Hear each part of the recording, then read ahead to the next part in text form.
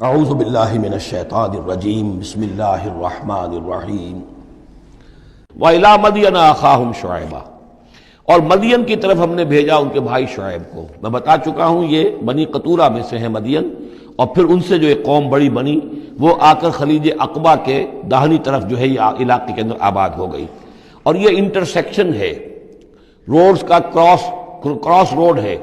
قافلے جو جنوب سے شمال کو جاتے تھے یمن سے شام کو، اور شام سے یمن کو، وہ گزرتے تھے شمالاً جنوباً، اور قافلے جو عراق سے آتے تھے اور مصر کو جاتے تھے وہ گزرتے تھے شرقاً غرباً۔ اس طریقے سے یہ جو ہے انٹرسیکشن تھا ان قافلوں کا، تو یہاں بڑی خوشحالی ہوئی، کاروبار چمکے ان کے۔ لیکن اس قوم کے اندر پھر وہ خرابیاں آئیں جو ہم پڑھ چکے ہیں سورہ اعراف میں، کم تولنا، کم ناپنا، رہزنی کرنا، جھوٹ بولنا، دھوکہ دینا، یعنی شرک کے علاوہ۔ وَإِلَىٰ مَدْيَنَ أَخَاهُمْ شُعَيْبًا، اور مدین کی طرف ہم نے بھیجا ان کے بھائی شعیب کو۔ قَالَ يَا قَوْمِ اعْبُدُوا اللَّهَ مَا لَكُم مِّنْ إِلَٰهٍ غَيْرُهُ، انہوں نے بھی یہی کہا کہ اے میری قوم کے لوگو، اللہ کی بندگی کرو، تمہارا کوئی الہ نہیں ہے اس کے سوا۔ وَلَا تَنقُصُوا الْمِكْيَالَ وَالْمِيزَانَ، اور نہ کم رکھو پیمانوں کو اور نہ ہی میزان تول کو۔ إِنِّي أَرَاكُمْ بِخَيْرٍ، میں تمہیں دیکھ رہا ہوں کہ آسودہ حال ہو، اللہ نے تمہیں آسودہ حال کیا ہے۔ انی اخاف علیکم عذاب یوم محیط، لیکن اگر تم اپنی ان غلط بدعمالیوں سے باز نہ آئے تو مجھے اندیشہ ہے کہ تم پر ایک ایسے دن کا عذاب آ جائے گا جو تمہیں گھیر لے گا۔ وَيَا قَوْمِ أَوْفُوا الْمِكْيَالَ وَالْمِيزَانَ بِالْقِسْطِ، اور میری قوم کے لوگوں پیمانہ اور تول جو ہے عدل اور انصاف کے ساتھ پورا دیا کرو۔ وَلَا تَبْخَسُوا النَّاسَ أَشْيَاءَهُمْ، اور مت کم کیا کرو، گھٹایا کرو لوگوں کے لیے ان کے سامان۔ وَلَا تَعْثَوْا فِي الْأَرْضِ مُفْسِدِينَ، اور نہ ہی زمین میں فساد بچاتے پھرو۔ بقیت اللہ خیر لکم، جو بھی اللہ کی طرف سے بچت ہو جائے، صحیح تولو، صحیح ناپو، پھر جو بچ جائے تو گویا کہ وہ اللہ تعالیٰ کی طرف سے تمہیں ایک نفع ہے جو اللہ نے دیا ہے۔ تو جو بھی صحیح تجارت کرتے ہوئے بچت ہو جائے، نفع ہو جائے، وہ بقیت اللہ ہے۔ بقیت اللہ خیر لکم ان کنتم مؤمنین، اگر تم مومن ہو، اگر مانتے ہو میری بات کو، ماننے والے ہو، تو وہ تمہارے لیے بہتر ہے۔ وما انا علیکم بحفیظ، لیکن میں تمہارے اوپر کوئی نگران اور نگہبان نہیں ہوں، میں ٹھیکیدار نہیں ہوں، میرا کوئی زور تم پر نہیں چل رہا، میں تمہیں سمجھا رہا ہوں اور نیکی کی تلقین کر رہا ہوں۔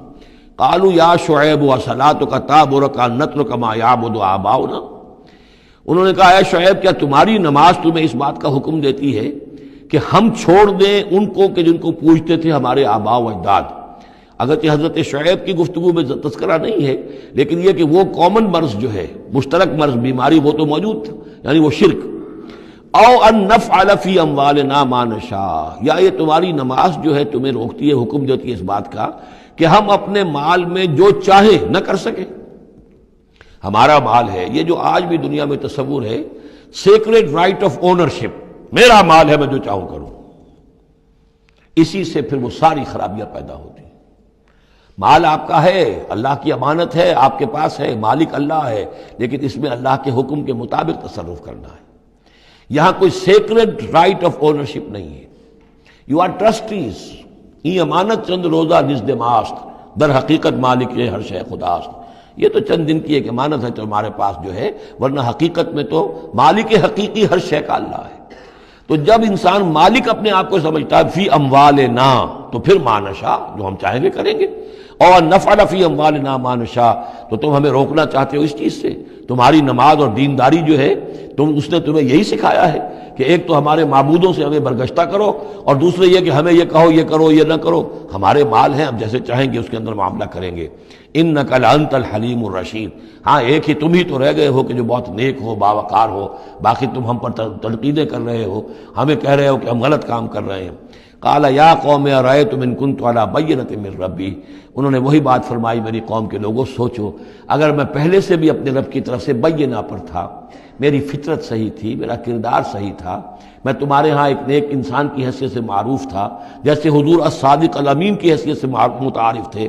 وَرَزَقَنِي مِنْهُ رِزْقًا حَسَنًا، اور اللہ تعالیٰ نے اور اپنے پاس سے مجھے اچھا رزق دیا ہے، وحی آئی ہے، نبوت مجھے مل گئی ہے۔ وَمَا أُرِيدُ أَنْ أُخَالِفَكُمْ إِلَىٰ مَا أَنْهَاكُمْ عَنْهُ، اور میں یہ ہرگز نہیں چاہتا کہ جس چیز سے تمہیں میں روک رہا ہوں، تمہیں اس سے روک کر میں خود وہی کام کرنے لگوں۔ ان اريد الا الاصلاح میں نہیں چاہتا سوائے اصلاح کے مستطاعت ہو، جتنا بھی میرے امکان میں ہو، وما توفیقی الا باللہ، اور میری توفیق تو ہے تو اللہ ہی کی طرف سے ہے، جو بھی میرے اندر ہمت ہے، جو بھی استقامت ہے اور جو بھی مجھ سے کام بن رہا ہے وہ اللہ کی طرف سے ہے۔ علیہ توکل، تو میں نے اسی پر توکل کیا ہے، وإلیہ انیب، اور اسی کی طرف میرا رجوع کرنا ہے۔